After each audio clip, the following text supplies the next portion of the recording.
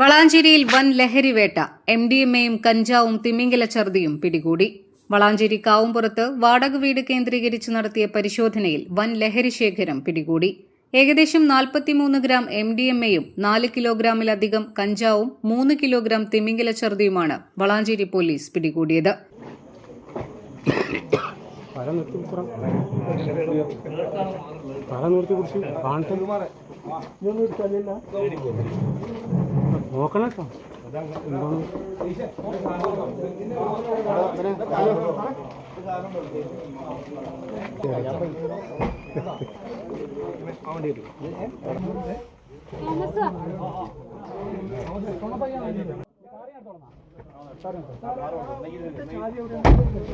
സംഭവവുമായി ബന്ധപ്പെട്ട് രണ്ടത്താണി സ്വദേശി കല്ലൻ നാസർ, ലക്ഷദ്വീപ് സ്വദേശി മുഹമ്മദ് റാഷിദ്, ലക്ഷദ്വീപ് സ്വദേശിനി ഹുസ്നി മുബാറക് എന്നിവരെ പോലീസ് കസ്റ്റഡിയിലെടുത്തു.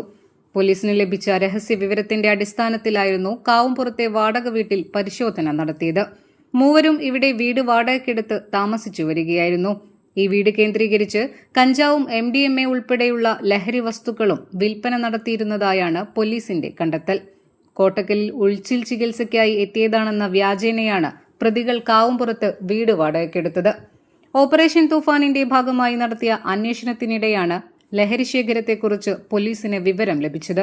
തുടർന്ന് വളാഞ്ചേരി പോലീസ് സ്ഥലത്തെത്തി നടത്തിയ പരിശോധനയിലാണ് MDMA-യും കഞ്ചാവും കൂടാതെ തിമിംഗലച്ചർദിയും കണ്ടെത്തിയത്. പിടികൂടിയ ലഹരി വസ്തുക്കളുടെ ഉറവിടവും ഇവയുടെ വിൽപ്പന ശൃംഖലയുമായി ബന്ധപ്പെട്ട വിവരങ്ങളും കണ്ടെത്തുന്നതിനായി പോലീസ് അന്വേഷണം തുടരുകയാണ്. പ്രതികളെ ചോദ്യം ചെയ്തു വരികയാണ്. കേസിൽ കൂടുതൽ പേർക്ക് പങ്കുണ്ടോ എന്നും പോലീസ് പരിശോധിക്കുന്നുണ്ട്. വളാഞ്ചേരി കേന്ദ്രീകരിച്ച് ലഹരി വിൽപ്പന നടത്തുന്ന സംഘങ്ങൾക്കെതിരെ പരിശോധന ശക്തമാക്കുന്നതിന്റെ ഭാഗമായാണ് നടപടി. News desk 3 Max Live.